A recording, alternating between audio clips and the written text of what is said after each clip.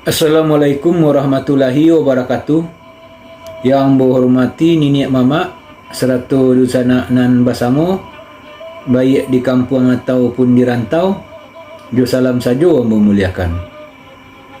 Basu kita balik dalam uraian adat nan ampe pada kesempatan nan baik ko, ambo akan mencuba menyampaikan tantangan hubungan adat nan ampe dengan limbago nan 10.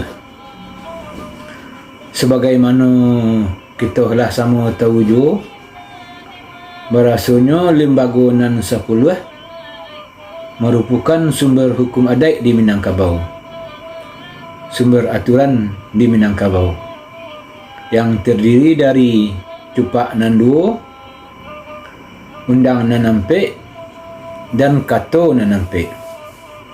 Cupak nan 2 iaitu cupak usali dan cupak buatan, undang nan ampe iaitu undang-undang luak dan rantau, undang-undang nagari, undang-undang tentang misi nagari, dan undang-undang yang 20. Terdiri dari kato nan ampe iaitu kato kusako, kato mupakai, kato dahulu, dan kato kemudian.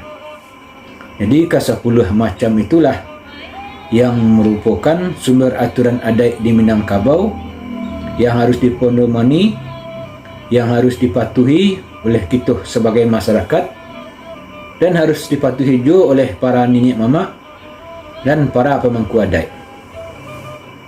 Jadi kalau kita mau buangkan limbago nan 10 dengan adat nan ampe, khususnya adat yang pertama dan adat yang kedua, maka adanya limbago nan 10, lahirnya limbago nan 10 kerana adanya adat yang ampe, khususnya adat yang pertama dan adat yang kedua. Ketentuan-ketentuan atau aturan-aturan yang datang dari Allah itu menyebabkan lahirnya cupak usali, dan ketentuan-ketentuan dan aturan-aturan yang datangnya dari orang-orang yang terdahulu juga melahirkan cupak usali, cupak buatan, undang nan ampe, dan kato nan ampe. Jadi adanya limbago nan 10 kerana adanya adat yang ampe, khususnya adat pertama dan adat yang kedua. Jadi pada kesempatan niko kita akan mencuba menguraikan tentang cupak usali. Jadi kalau kita tinjau dari segi sumbernya, kalau kita tinjau dari segi asalnya, maka cupak usali ko terbagi 2.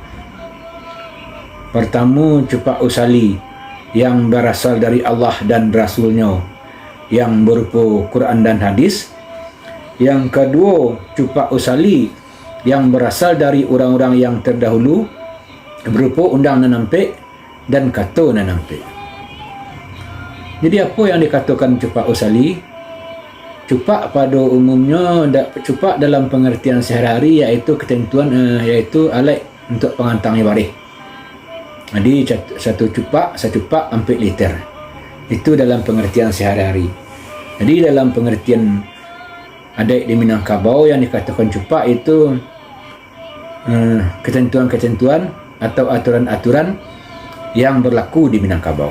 Itu yang dikatakan cupak. Jadi apa tu yang dikatakan cupak usali? Yang dikatakan cupak usali iaitu ketentuan-ketentuan atau aturan-aturan yang tak bisa ditambah dan tak bisa dikurangi. Jadi ketentuan-ketentuan atau aturan-aturan yang tak bisa dirubah. Jadi harus serupa itu. Jadi harus berlaku serupa apa yang telah ditentukan oleh aturan itu. Kini baik, kini kita contohkan cupak usali.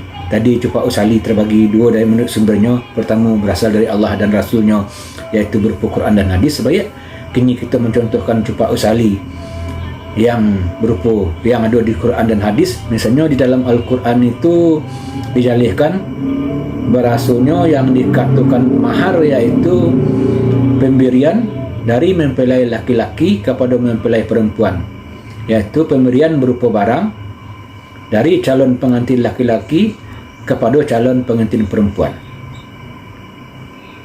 Jadi itu yang dikatakan mahar. Jadi mahar itu tidak bisa dirubah, tidak bisa ditambah dan tidak bisa kurangi dan tidak bisa dirubah. Artinya yang dikatakan mahar itu selalu dari pemberian laki-laki kepada pemberian kepada calon mempelai perempuan. Jadi tidak mungkin mahar itu berupa pemberian dari mempelai perempuan kepada mempelai laki-laki. Itu yang dikatakan cupak usali yang berasal dari yang ada di Al-Quran dan hadis. Jadi tidak bisa dirubah. Yang nama wang mahar dah pasti pemberian dari mempelai laki-laki kepada mempelai perempuan. Itu yang dikatakan cupak usali yang berasal dari Al-Quran dan hadis.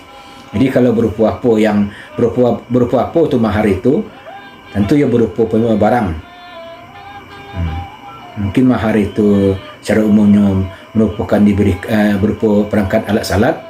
Tapi apapun namanya, apapun barangnya, yang penting barang tu barang halal. Dan perempuan, calon mempelai perempuan tu ikhlas menerimanya. Itulah yang dikatakan cupak usali yang berasal dari Allah dan yang berupa yang ada di Quran dan hadis, yang tidak bisa ditambah dan tidak bisa dikurangi. Jadi yang perlu juga kita ulang balik, yang tidak bisa ditambah, tidak bisa dikurangi, tidak bisa dirubah itu namanya mahar lah, pasti diberikan oleh mempelai laki-laki kepada mempelai perempuan. Jadi tidak mungkin dari mempelai perempuan kepada mempelai laki-laki. Itu yang maksudnya tidak bisa ditambah, tidak bisa dikurangi dan tidak bisa dirubah. Terus contoh yang lain, cupak usali yang berasal dari Allah dan Rasul atau yang ada dalam Al-Quran dan hadis. Misalnya dalam Al-Quran itu dijalihkan berasalnya sembahyang itu dilaksanakan sehari semalam itu 7 balik rakaat, lalu subuh 2 rakaat, lu 4 rakaat, asar 4 rakaat, maghrib 3 rakaat dan isya 4 rakaat. Jadi jumlahnya tu 17 rakaat. Itu tidak bisa ditambah dan tidak bisa dikurangi. Lu subuh harus 2 rakaat, lu harus 4 rakaat, asar harus 4 rakaat, isya harus 4 rakaat, dan maghrib harus 3 rakaat dan isya harus 4 rakaat. Jadi tidak bisa ditambah dan tidak bisa dikurangi. Jadi kalau kita melaksanakan salat itu kena ada halangan dalam perjalanan melakukan salat kasar dengan atau jamak, jadi bukan itu yang kita maksud. Jadi dalam keadaan tidak ada halangan, maka sembahyang itu selama sehari semalam itu 17 rakaat dan sesuai rakaatnya dengan apa yang telah ditentukan. Jadi tidak ada tawar menawar dalam masalah itu. Tapi dalam keadaan kita dalam perjalanan kan masalah lain. Jadi bukan itu yang kita maksud. Yang dikatakan tidak bisa ditambah, tidak bisa dikurang itu, yaitu harus dilaksanakan sebagaimana yang telah dijalihkan dalam Al-Quran. Itu maksudnya. Jadi masih banyak contoh-contoh cupak usali yang lain mungkin yang tidak bisa, cuma sebagian kecil yang bisa kita sampaikan. Contoh juga cupak usali contoh yang lain yang dalam Al-Quran. Misalnya pada salat Jumat itu dilakukan setiap hari Jumat, diawali dengan khutbah pertama dan khutbah kedua, sembahyang Jumat 2 rakaat. Jadi hal ketentuan yang serupa itu tidak bisa ditambah, tidak bisa dikurangi. Jadi kalau orang kita ingin mengikuti salat Jumat harus seperti itu. Itu yang tidak bisa ditambah, tidak bisa dikurangi, tidak bisa dirubah. Jadi kalau kita berhalangan tidak bisa melaksanakan salat Jumat, kita diganti dengan salat luar. Jadi bukan itu yang kita maksud. Mungkin segitu saja dulu. Mungkin masih banyak itu contoh-contoh cupak usali yang berasal dari Allah dan Rasulnya itu yang ada di Al-Quran dan hadis. Mungkin pada kesempatan ini cukup ambo sampaikan segitu dulu. Mungkin pada kesempatan yang lain kita akan melanjutkan menyampaikan tantangan cupak usali yang berasal dari orang-orang yang terdahulu yang berupa undang nampik dan kata nampik. Engko penapik ambo ko bukanlah satu penapik yang mengandung kebenaran mutlak. Penapik ambo ko bisa kita perdebatkan dan penapik ambo ko bisa kita diskusikan demi mencari jawapan yang lebih tapik. Aduh, mangku ambo banyak salah dalam berkata-kata, salah dalam bersikap dan salah pula dalam artian tentang adat dan nampik ko. Mangku ko dak janjang mo naik dak tangguh ambo turun. Tuah penghulu kota Gesia mertabat tangguh kota Singguang. Tak kira jalan ke pagi, tak kira jalan ke pulang. Ini mama hendak tak pemuliakan kawan semua kadang kurang teragui.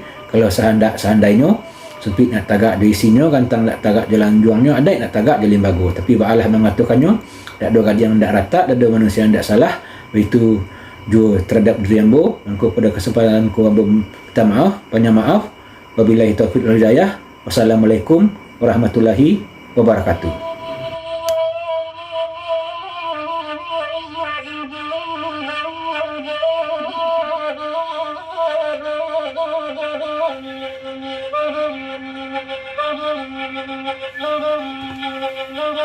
Oi,